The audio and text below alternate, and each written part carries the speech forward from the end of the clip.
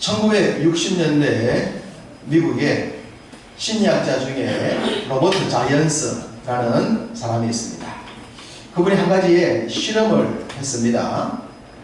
실험에 참가한 사람들에게 여러 장의 사진을 보여주는 그런 실험이었는데, 그 테스트에서 사진을 얼마나 보느냐에 따라서 사진에 대한 선호도를 점검하는 그런 실험이었습니다. 어떤 사진은 어떤 실험자들에게 한 20번 정도를 보여줬어요. 20번 정도. 그리고 또 어떤 사진은 10번 정도 보여줬습니다.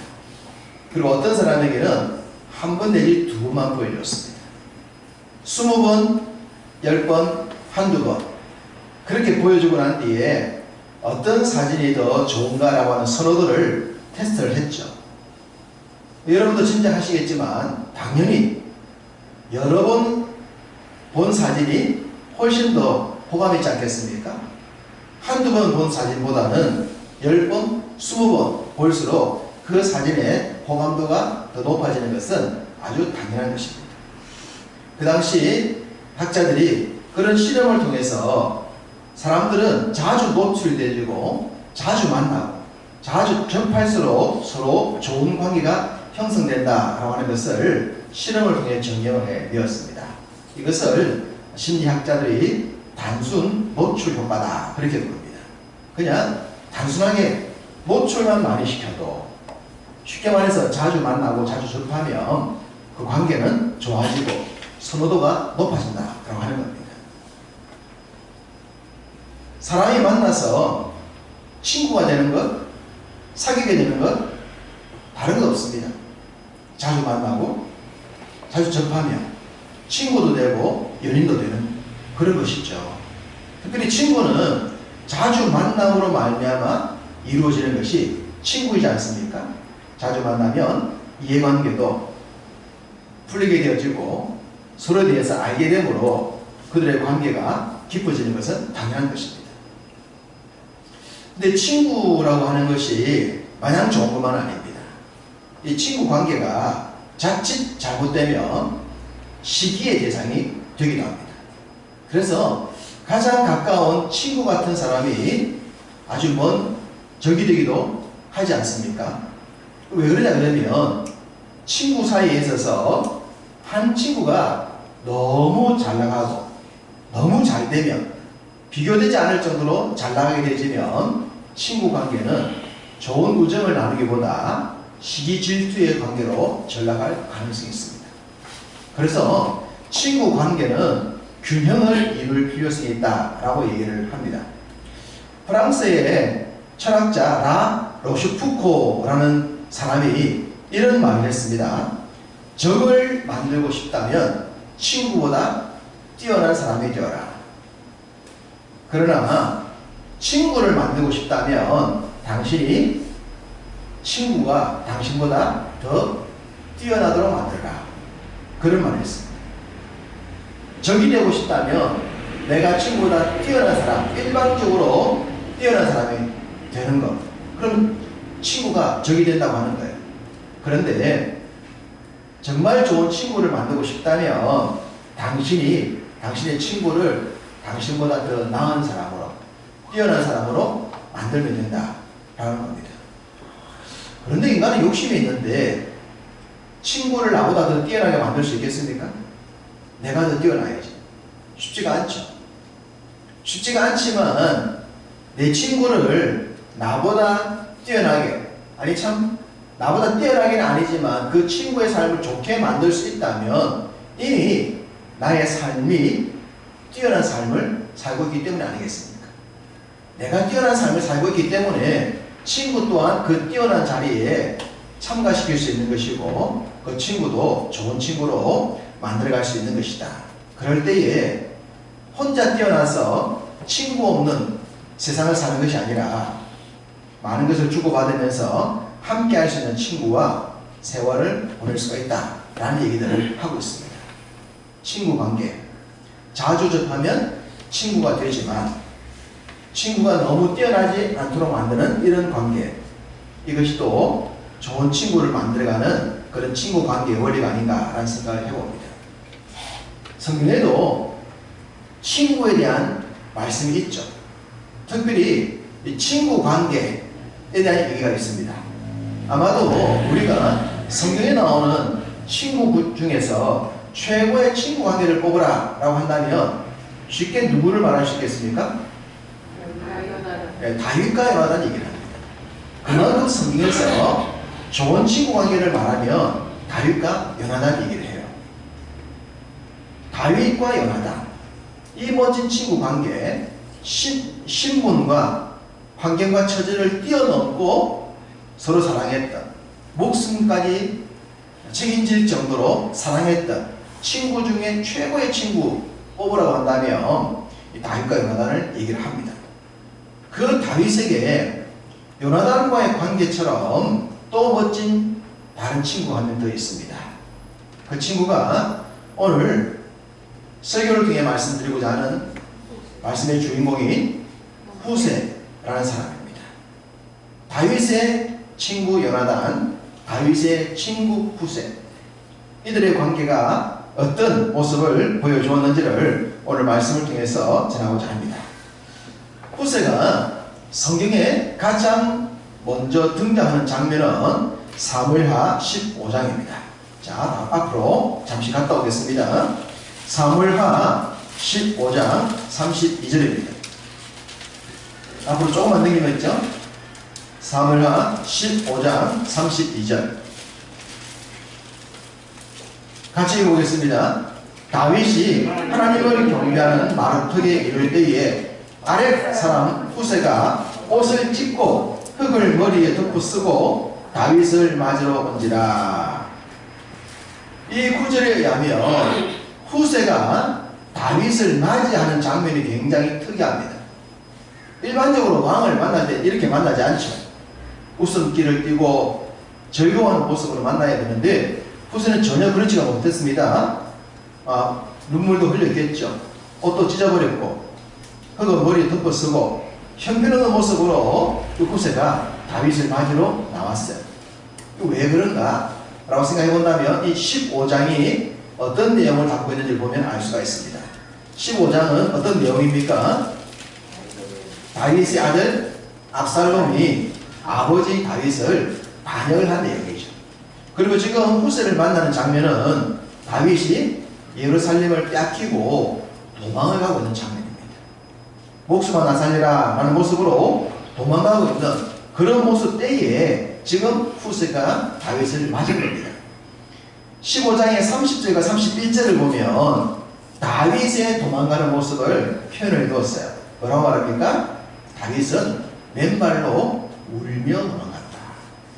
맨발로 도망갔고 얼마나 바빴으면 왕이 신발을 신을 시간이 없었어요. 그리고 울며 갔어요. 그리고 다윗의 모사 아히도벨이 압살롬의 반역에 동참했다. 그렇게 기록을 해두고 있습니다. 자, 이 장면 한번 우리가 상상해 봅시다. 자신이 사랑했던 아들에게 반역을 당해서 궁을 버리고 도망가야 했던 다윗의 마음은 어떻겠습니까? 다른 사람도 아니고 사랑했던 아들에게 반역을 당했다. 눈물이 날 만하죠. 너무나도 이 반역이 순식간에 이루어지기 때문에 신발을 신을 결의를 했어요. 그렇다면 아무것도 못 챙겨간 겁니다. 아무것도 챙기지 못한 그런 상태에서 비참한 모습으로 도망을 가고 있는 그 상태. 그때 후세가 다윗을 맞으러 나왔어요. 후세가 다윗을 봤을 때 어떻겠습니까? 왕이 형편없는 모습으로. 그런 모습을 보자 자신도 왕처럼 울고 옷을 찢고 흙을 덮어쓸 수밖에 없는 모습이라는 것을 충분히 이해할 수 있습니다. 그런데 저는 이 장면을 보면서 이런 생각이 듭니다. 후세가 다윗의 친구였다면 다윗이 소위 잘 나갈 때, 승승장구할 때 이 후세가 다윗의 덕을 좀 보아야 하는 거 아니겠습니까? 그러면 다윗이 왕이 되어서 국정을 잘 다스릴 때 이 후세라는 사람이 요직에 들어와 있어서 이름이 등장했을 만한데 다윗이 잘 나갔을 때는 후세 이름이 등장하지 않습니다. 그랬다가 지금 다윗이 폭망한 상태잖아요. 다윗이 망한 상태입니다. 다윗이 망한 상태였는데 이때 다윗을 찾아온 사람이 후세였어요. 다윗을 위로하기 위해. 여러분, 친구를 어떻게 사귀입니까? 세상 사람들은 친구를 어떻게 사귀죠? 이해관계를 가지고 따집니다. 저 친구를 사귀면 나에게 도움이 되는가? 그래서 친구가 잘 될 때 그 친구 곁에 숟가락 하나 얹어가지고 같이 득보려고 하는 것이 세상의 친구, 일반적인 관계죠. 그러다가 친구가 어려움을 당하거나 문제가 생기면 어떡합니까? 모른 척 하잖아요. 전화도 안 받잖아요. 우리가 우리나라 대통령을 봐도 대통령이 되어서 권세를 누릴 때는 많은 사람이 붙어 있다가 그 대통령이 뭐 감옥 간다든가 이런 일이 나올 때에 밑에 있는 사람들이 모르는 척 하는 경우를 많이 봤습니다. 자기는 무관하다고. 전혀 대통령과 관계가 없는 식. 그걸 많이 봤죠. 이게 일반적인 친구 관계.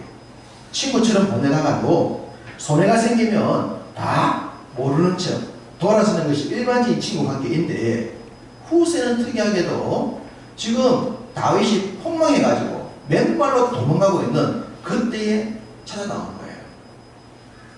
진짜 친구라는 것을 보여주는 겁니다.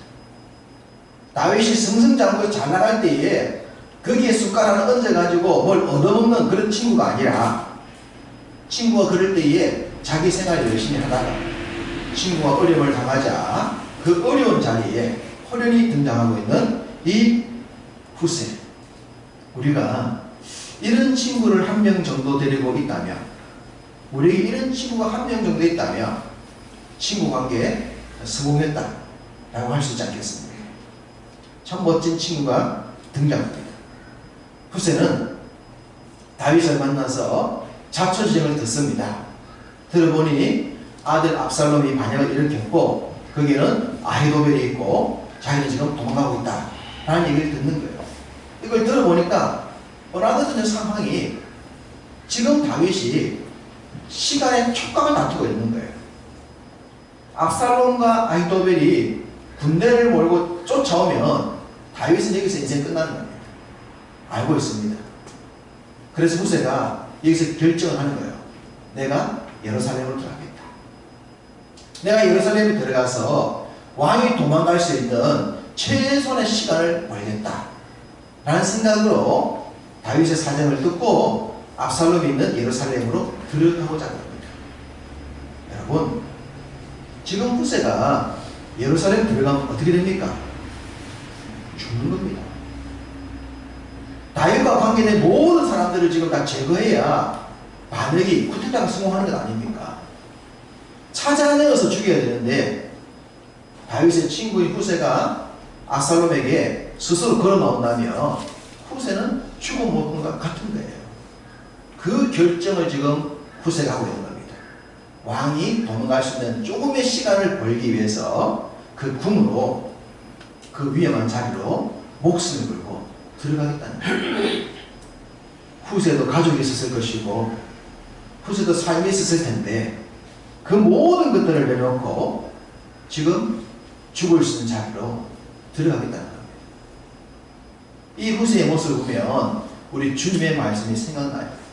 우리 주님이 요한복음 15장 13절에 사람이 그 친구를 위해서 목숨을 버리는 것보다 더 큰 사랑이 없다 하지 않았습니까? 친구를 위해 목숨을 버릴 수 있다. 목숨을 버릴 수 있다면 모든 것들을 희생할 수 있다는 건데 참 쉽지 않은 이 일을 지금 후세가 하고 있습니다. 이렇게 등장한 이 후세의 모습이 너무나 감동적입니다. 후세는 압살롬을 찾아가서 압살롬을 만나자마자 압살롬에게 소위 아부성 얘기를 합니다. 왕이여 만세! 압살롬 왕이여 만세! 라고 압살롬을 찬양합니다. 그러니까 이 압살롬이 기가 차지 않습니까? 아니, 당신이 왜 지금 나를 찬양해? 당신은 내 아버지 친구잖아.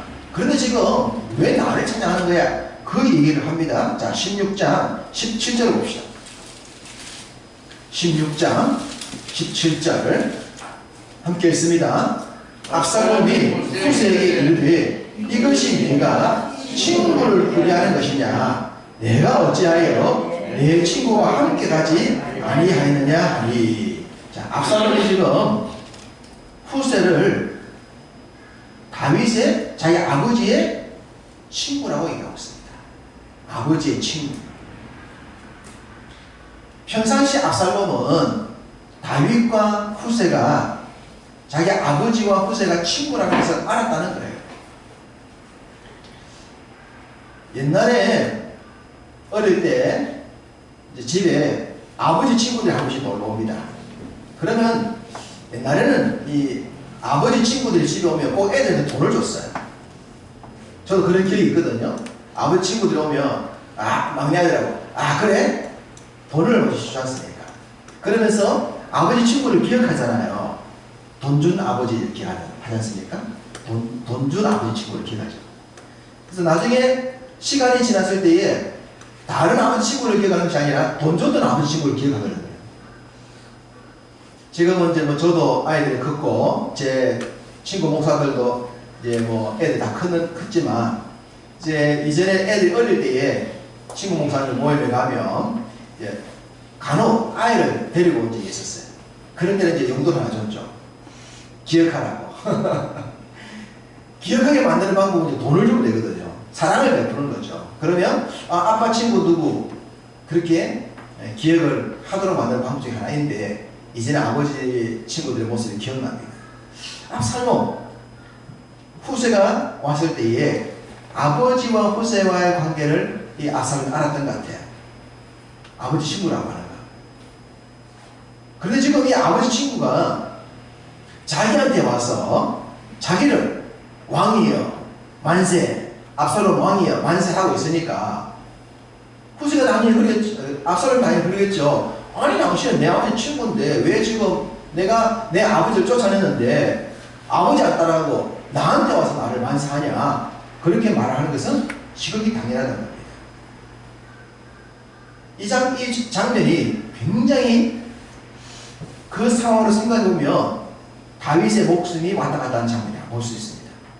여기서 후세가 들통나버리면 다윗을 살리기 위해서 전략적으로 압살롬에게 왔다고 하는 것을 압살롬이 눈치챘다 그러면 다윗은 바로 죽는 겁니다. 그러니까 왕이여라고 말할 때 왜 네가 하필 나에게 왕이라 그래? 라는 그 압살롬의 말을 듣고 후세가 어떤 말을 하고 어떤 행동을 하냐에 따라서 다윗의 생명이 왔다 갔다 하는 그런 상황인데, 후세가 아주 지혜롭게 나는 현재 왕만 생긴다. 당신이 지금 왕이었으니 당신 나의 왕이지. 라는 그런 식으로 압살롬의 마음을 수그러뜨리는 장면을 볼 수가 있습니다. 여기서 이 압살롬과 후세의 대화, 그리고 다윗의 관계, 이거 하나의 영화로 만나 그러면 긴장감이 최고로 올라서 이를 모습이라고 볼 수가 있습니다. 자, 그리고 그 자리에 누가 있었냐 그러면 아히도벨이라고 하는 사람이 있었습니다. 다윗의 모사 중에 최고의 지략가 아히도벨이 그 자리에 있었습니다. 아히도벨, 압살롬, 후세 세 사람이 모여서 대화를 주고받고 있습니다. 자, 이 대화의 장면을 조금 앞으로 당겨보면 한 가지를 생각하게 나옵니다. 그것은 왜 아히도벨이 압살롬의 반역에 동참했냐는 겁니다. 아히도벨은 다윗과 함께 생사고락을 같이 하면서 나라를 세웠던 사람이에요. 다윗과 많은 시간을 보냈던 사람이에요. 누구보다 다윗을 잘 알고 있는 사람이었고, 다윗도 후세를 잘 알고 있었어요. 그렇게 잘 알고 있는 관계인데 왜 아히도벨이 다윗을 반역했냐는 겁니다. 후세와의 관계에서 본다면 저는 생각할 때 아히도벨은 다윗의 탁월한 지략가여 모사는 맞지만 친구는 아니었다 싶습니다. 친구는 아니었다. 그런데 후세는 다윗의 친구였던 겁니다. 아히도벨이 다윗을 반영하는 이유는 분명히 있다고 보여집니다. 바세바의 관계로 추적에 들어갈 수가 있죠. 어쨌든 그 친구의 허물이 있는데 그 허물이 생겼을 때에 친구 후세는 허물이 있음에도 불구하고 친구를 지키려고 목숨을 거는데 목숨을 걸고 지나왔던 아히도벨은 친구가 아니었던 다윗의 허물을 용납하지 못했던 겁니다. 그래서 반역의 자리로 오히려 압살롬의 편이 되고 마는 거예요. 오늘 본문에도 나오지만 진양으로 따지면 아히도벨과 후세는 비교가 되지 않습니다. 아히도벨은 정말 탁월한 지략가였고 후세는 좀 평범한 지략가였습니다. 비교가 되지 않아요. 그렇게 비교가 되지 않지만 그 평범한 지략가에 불과한 후세는 다윗의 친구였다는 사실. 그래서 그 친구를 위해 목숨을 건다는 이 장면이 참 중요합니다. 후세가 정상적인 사람이었기 때문에 자신이 지금 압살롬에게 가게 되면 자신에게 어떤 일이 일어날 것이라는 건 모르겠습니까? 내 목숨을 잃을 수도 있고 자기의 목숨만 있겠습니까? 온 가족도 반역의 무리에 포함시켜서 처형시킬 수가 있었겠죠. 후세가 여기서 이해관계를 따지고 손익계산서를 두드렸다면 절대로 다윗의 편에 설 수 없고 다윗을 위해 예루살렘에 갈 수도 없었습니다. 그렇지만 후세는 그 모든 것들을 내려놓고 한 가지만 생각한 거예요. 친구를 살리자. 친구를 살리기 위해서 자신의 것을 포기했던 사람입니다. 야, 이렇게 보면 다윗이 행복한 사람으로 보여요. 다윗의 친구 요나단도 왕자였을 때부터 다윗을 지켜주고 사랑하고 보호했잖아요. 다윗은 목동에 있을 때부터 왕자 요나단의 사랑을 받아들였어요. 그리고 지금은 폭망해가지고 목숨이 위태위태하는 자신의 목숨 하나 지키기 어려웠던 그런 상황에 후세가 와서 또 사랑을 베풀어주고 있으니 다윗은 참 사랑을 많이 받은 사람이다 라는 생각이 듭니다. 그래서 그도 또 받은 사랑을 잘 베푼 사람이 되었겠죠. 압살롬의 생각에 분명 후세는 아버지 친구였습니다. 그렇다면 이 압살롬이 자신의 뜻을 관철시키기 위해 후세가 자기 곁에 왔을 때 후세를 어떻게 했어야 했겠습니까? 죽이거나 감옥에 가둬야 되는 거죠. 그래야 자신의 뜻을 이룰 수 있는 겁니다. 그런데 여기서 반전이 일어나기 시작합니다. 아히도벨이 후세를 받아들이고 후세의 전략을, 이야기를 듣게 되는 거예요. 여기서부터 압살롬의 반역이 뒤집어지기 시작합니다. 역사가 대단한 것에서 바뀌는 것이 아니라 한순간에 바뀌는 경우가 많죠. 이 압살롬의 반역도 후세가 자기를 찬양하고 왔을 때에 그를 물리치지 않고 말을 주고받으면서 그 이야기를 들음으로 인하여 그의 반역은 그때부터 무너지기 시작했다는 것. 그리고 그 속에는 하나님의 섭리가 있다는 것을 알게 됩니다. 친구 관계를 어떻게 보느냐? 압살롬은 분명 아버지와 후세와의 관계가 친구 관계를 알았는데 그 친구 관계가 목숨을 희생할 만큼 깊이 있는 친구 관계라는 것을 몰랐던 거예요. 알았더라면 후세 차마 죽였겠죠. 아들의 눈에 아버지와 후세와의 친구 관계의 깊이를 몰랐던 겁니다. 압살롬에게 아히도벨이라는 사람이 자신의 일에 동참하게 된 것은 천군만마를 얻은 것과 같았습니다. 그러니 압살롬이 아버지와 후세의 관계를 깨뜨려 볼 수 있는 통찰력이 없었다고 하는 것은 그의 삶의 최악의 선택이 되고 합니다. 우리 곁에 다른 사람을 모을 수가 있고 재산을 모을 수 있고 많은 것을 가질 수는 있지만 그 모든 상황과 상황을 뚫어볼 수 있는 통찰력이 없다면 내 곁에 있는 것들은 무용지물이 될 수 있습니다. 그게 바로 지혜죠. 하나님은 우리가 지혜자가 되기를 원하는 거예요. 상황을 볼 수 있고 시대의 흐름을 볼 수 있고 옳고 그름을 분별할 줄 아는 그런 통찰력의 사람이 되기를 원하는 겁니다. 후세의 전략을 듣습니다. 아히도벨의 전략에 비해서는 형편없어요. 그렇지만 압살롬은 후세의 얘기를 따르게 됩니다. 말도 되지 않는 일이라고 많은 거예요. 아히도벨은 그 순간 망했다는 생각을 할 수밖에 없겠죠. 아히도벨은 정확하게 상황을 읽고 있었거든요. 후세가 왜 왔는지, 후세의 전략의 목적이 무엇인지 알고 있었는데 압살롬은 그 후세의 전략을 따르게 됩니다. 지혜와 통찰력이 없었기 때문입니다. 결국은 이 일로 인하여서 압살롬의 반역은 실패로 끝나고 압살롬은 결국 도망가다가 죽고 맙니다. 저는 생각할 때 압살롬이 마지막 죽기 전에 이때 이 순간을 생각하지 않았을까 싶습니다. 그때 내가 후세만 받아들이지 않았더라도 이렇게 죽지는 않을 텐데 그때 내가 후세를 인정하는 바람에 이렇게 죽고 마는구나. 그때를 후회하지 않았을까 싶습니다.